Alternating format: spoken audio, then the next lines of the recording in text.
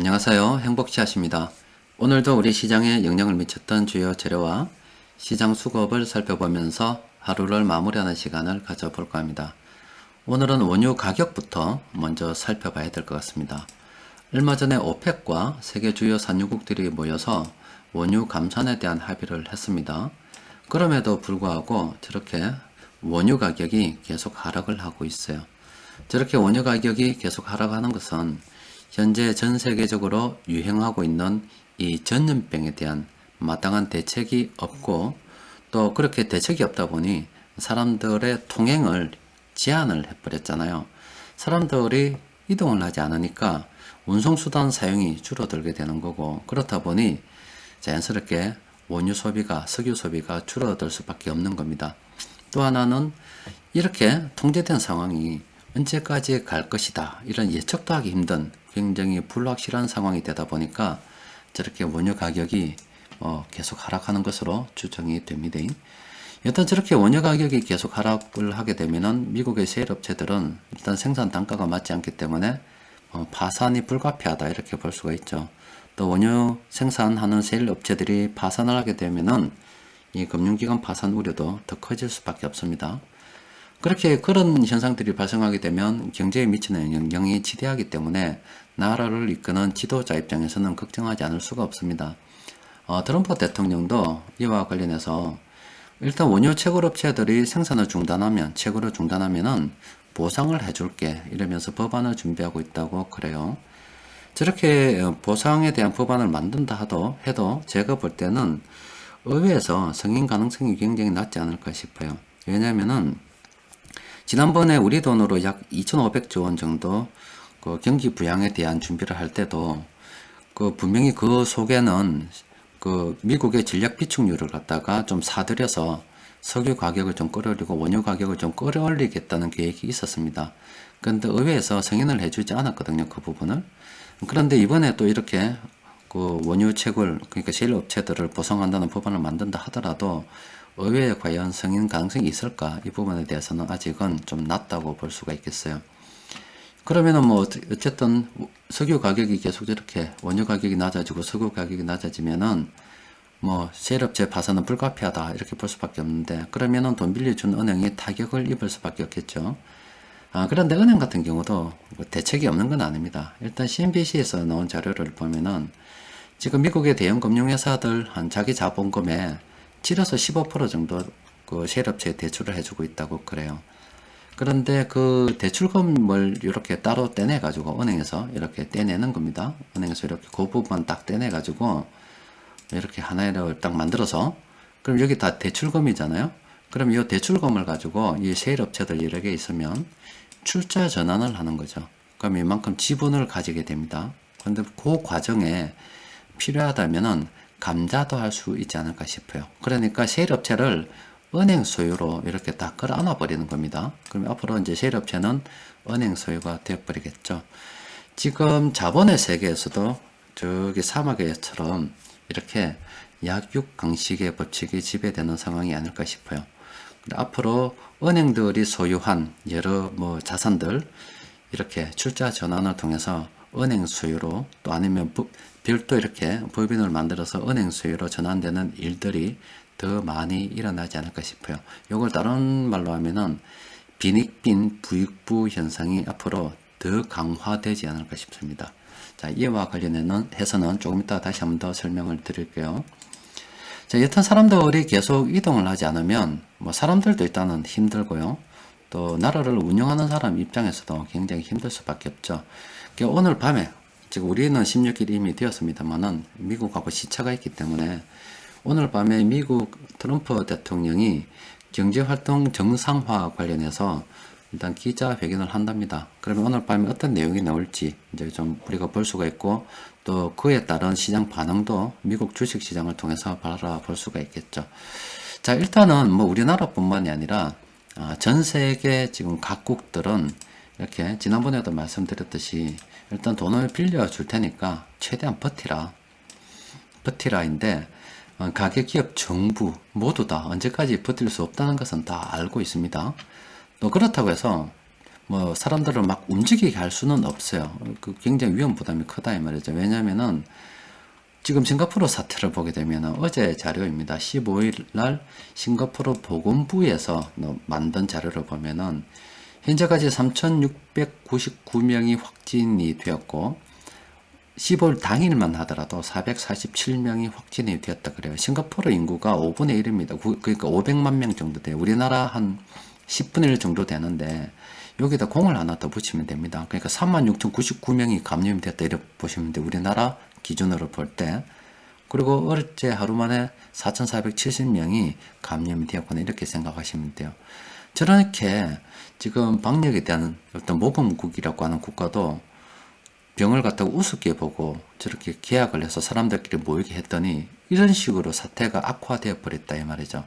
그렇게 되다 보니까 지금 어느 나라에서도 섣불리 경제 제재에 대해서 아니 사람들의 이동에 대해서 좀 해제를 하고 싶어 하지만 쉽사리 할 수 없는 상황이 지금 되어 있어요. 그러니까 우리나라뿐만이 아니라 전 세계 각국이 일단 어느 정도 딜레마에 빠져 있는 상황이다. 이렇게 하지도 못하고 저렇게 하지도 못하고 굉장히 참 곤욕스럽다 이렇게 볼 수가 있습니다. 그러니까 트럼프 대통령이 제가 볼 때는 뭐 미국 좀 심각한 상황인데 아마 대선도 있고 여러 가지 문제가 놓여 가지고 있겠죠. 그래서 사람들을 자기 입장에서는 최대한 뭐 움직일 수 있도록 만들고자 하는데 아마 저기에서도 반대 여론이 굉장히 많지 않을까 싶어요. 여하튼 지금 이 전염병이 대책이 없는 상태에서 언제까지 갈지 모르는 사태가 계속 길어지고 있습니다. 그렇게 되다 보면 이 파산에 대한 우려가 커질 수밖에 없어요. 그런데 여러분들께서 여기서 꼭 하나 기억해야 될 부분이 있습니다. 지금 우리가 바라보는 모든 이 세상의 어떤 자산들이 순수하게 그 개인들 아니면 기업들 소유가 아닌 것들이 많아요. 여러분들 가정을 한번 생각을 해 보십시오. 가정만 하더라도 우리가 이렇게 부동산을 가지고 있습니다. 집을 가지고 있어요. 그런데 이 순수하게 오롯이 100% 내 돈으로 소유한 사람들이 별로 없습니다. 이렇게 대부분 은행의 대출을 떠안고 자기 집을 가지고 있어요. 이 부분은 내 거고 이 부분은 은행 거다 이 말이죠. 그러면은 실제로는 이 뭐 우리가 보유하고 있는 이 부동산뿐만이 아니라 뭐 땅 그리고 여러 가지 기업들도 전부 다 실제로는 은행과 공동 소유 형태로 우리가 지금 보유를 하고 있습니다. 그런데 이 기간이 전염병으로 인해서 사람들이 이동하지 못하는 기간이 길어지게 되면 경제 활동을 잘 못하니까 돈을 벌지 못해서 결과적으로 은행의 이자도 제대로 낼 수도 없는 상황이 될 수가 있죠. 이자를 갖다가 어떤 정한 기간 동안 내지 못하면 기한이익이라는 게 있습니다. 기한이익을 상실하게 되면은 은행은 두 가지 선택을 할 수가 있습니다. 하나는 전체 돈을 갖다가 일시에 상환하라는 선택을 할 수도 있고 또 하나는 이렇게 매월 도래되는 이렇게 요 부분마다 이렇게 상환해라 뭐 독촉장을 날릴 수도 있어요. 그러니까 은행은 두 가지 선택을 할 수가 있습니다. 그런데 이렇게 해서 안 된다 그러면 보통 경매시장에다가 내놓죠. 그래서 돈을 회수해 가버리는데 지금 미국에서 은행이 하는 것처럼 그 세일업체들도 다른 업체 인수합병 이야기를 할 수 있을 거잖아요. 그런데 이 경매시장마저도 지금 활성화되지 않으면 은행도 방법이 없잖아요. 그럼 이렇게 할 수가 있습니다. 지금 은행이 개인들, 현재 여러분들 부동산 많이 있죠? 실제 그런 것도 제가 볼 땐 가능하다고 봐요. 일기 부동산이고 요거 뭐 기업이다 합시다. 부동산 대출을 따로 떼내서 별도 법인을 만들고 이 중에서 파산나는 거, 그러니까 돈을 갚지 못하는 기한 이익을 상실하는 그런 부동산들은 빼들어 버리는 거죠. 그냥 은행 소유로 가버리는 겁니다. 이런 식으로. 은행이 다 소유로 해버리고 그러면 굉장히 덩치가 커지잖아요. 그럼 이거는 임대법인으로 전환해서 사람들한테 다시 빌려주는 거죠. 뭐 재임대 형식으로 할 수도 있고요. 이런 식으로 부동산의 소유가 은행의 소유가 될 수도 있습니다. 그리고 이 기업들도 빌려줬는데 기업들 역시 빌려준 돈 갚지 못하면 출자 전환을 통해서 기존 주주들 이렇게 그 주식을 감자해서 지분을 떨어뜨려 버리고 주식 그 기업들을 가져가 버릴 수가 있습니다. 그러니까 앞으로 세상에 많은 부동산과 많은 기업들이 은행의 소유가 될 가능성이 굉장히 크지 않을까 싶어요.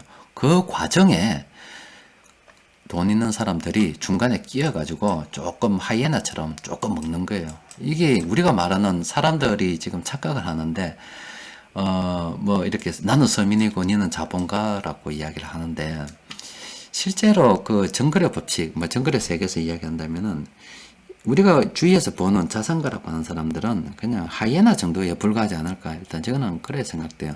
실제 거대 자본은 이 은행이죠. 이 금융 자본, 이 거대 자본이 은행이고, 은행이 대부분을 다 이런 식으로 뭐 부동산도 기업도 다 가져갈 수가 있는데, 그 과정에 하이에나처럼 중간중간에 끼어가지고 한 몇 개씩 먹어서 이렇게 작은 부자들이죠. 그러니까 실제로는 사람들이 이 작은 부자들이 뭐 사회 악인이 무슨 이야기를 뭐 하고 뭐 표현도 하고 뭐 재밌는 스토리 영화도 만들어내는 것 같은데, 그건 아니고 실제 제가 볼 때는 진짜 큰 자본은 이 은행입니다. 앞으로 많은 자산들이 은행의 소유로 가서 실제로 은행은 더 큰 부자가 되고, 이 나머지 대다수의 수많은 사람들은 가난으로 떨어지지 않을까 싶어요. 여튼 은행이 저렇게 가져가 버리면 아마 빈익빈 부익부 현상이 더 커질 것 같고, 저렇게 남은 파일을 일단 어떻게든 살아남는 사람들은 먹을 수가 있기 때문에 승자 독식도 가능하지 않을까 싶어요. 그래서 우리가 투자하는 기업들이 만약에 살아남는다면 그 죽은 자의 시장을 살아남은 기업들이 다 가져가 버리게 되겠죠. 예전에 우리가 삼성전자 망한다고 이야기할 때, 그때 반도체 치킨 게임 벌어졌을 때 결과적으로 삼성전자가 살아남아서 승자 독식을 해버리십니다. 그 결과 한때 IMF 때가 2008년도 그때쯤 한 40만원 정도까지 떨어졌던 주가가 250만원까지 이렇게 올랐잖아요. 그게 그런 현상이 앞으로 벌어질 수가 있어요. 여튼 여러분들께서 주의해야 될 부분은 지난번에도 말씀드렸다시피 바로 이 유동성에 대한 부분입니다. 이 여러분들 각 가정에서도 또 그리고 가게를 하면은 가게에서도 또 투자를 한다면은 우리가 투자하는 기업들 유동성을 꼭 살펴봐야 됩니다. 이 유동성이 딸리게 되면은 가게도 파산하게 되고 기업도 파산하기 때문에 일단 첫 번째로는 여러분들 각 가정의 유동성에 대해서는 늘 점검을 해 보시고 회복할 수 있는 방법에 대해서 생각을 해봐야 되고, 유지할 수 있는 방법에 대해서 생각해 봐야 되고, 우리가 투자할 때도 우리가 투자하는 기업들 이 유동성이 딸리지 않을까 재무 상태를 반드시 점검해 봐야 됩니다. 잘못하면 추락합니다. 그리고 투자를 할 때도 아무리 내가 꼼꼼히 따져봤다 하더라도 시장은 불확실하기 때문에 가능하면 이렇게 많은 종목에 분산을 해서 불과 내가 나는 맞다고 봤는데 혹시라도 잘못 봐서 다음에 상황이 예치 않아서 그 내가 투자하는 기업들이 이렇게 손실이 나서 사라진다 하더라도 남은 기업들이 성자 독식을 해서 크게 성장해 가지고 더 큰 수익을 낼 수 있는 이런 방법에 대해서 우리는 지금 계속 고민을 해봐야 돼요. 여튼 지금 앞으로 벌어질 일들은 파산이 많이 일어날 거고, 그 과정에 부익부 빈익빈 현상이 분명히 벌어질 것으로 보기 때문에 이 과정에 추락하지 않으시길 바라겠습니다. 지금 당장 눈앞에 뭐 몇 프로 벌겠다 이런 게 중요한 게 아니라 정말로 늘 말씀드렸다시피 큰 그림을 보고서 그 그림 속에서 내가 크게 움직여서 크게 먹을 수 있는 그런 투자를 진행하시기 바랍니다. 일단은 오늘도 뭐 관망을 하는 게 좋겠어요. 왜냐면은 시장 수급을 살펴보면은 지금 시장에서 큰 돈 굴리는 외국인 투자자들이 뭐 지난주 금요일 날은 조금 샀습니다. 어제는 아래죠. 화요일 날은 좀 샀습니다만은 오늘도 이렇게 팔고 있어요. 그렇기 때문에 우리는 좀 더 관망하는 게 좋겠습니다. 그래도 나는 현금 여유가 조금 있다, 좀 사야 되겠다 싶은 분들께서는 지금 오늘 시장에서 큰 돈 굴리는 세력들이 이렇게 18개 종목은 샀습니다. 뭐 CJ 대한통 요거 얼마 전에도 한번 보여드렸죠. 요거하고 현대위하고 같이 보여드렸죠. 또 그리고 이렇게 요런 지금 현대 요런 종목들은 시장에서 큰 돈 굴리는 종목들이 매수를 했기 때문에, 그래 나는 뭐 현금 여유가 조금 있다, 분할로 좀 살 수 있다 하시는 분들께서는 이런 종목 관심을 가져보시고, 나머지 분들께서는 아직 위험이 굉장히 많은 상황이기 때문에 지금은 뭐 좀 더 관망하는 것이 좋지 않을까 싶습니다. 하여튼 제가 여러분들께 꼭 당부드리고 싶은 것은 앞으로 더 큰 자본에 작은 자본들은 잠식을 당해서 뺏길 것 같습니다. 그 과정에 여러분들 아무쪼록 현금 유동성 잘 살피셔가지고 추락하지 마시고 가능하면은 이렇게 승자 독식하는 쪽으로 투자를 진행하셔서 꼭 이기셨으면 합니다. 자, 오늘은 여기까지입니다. 이상입니다.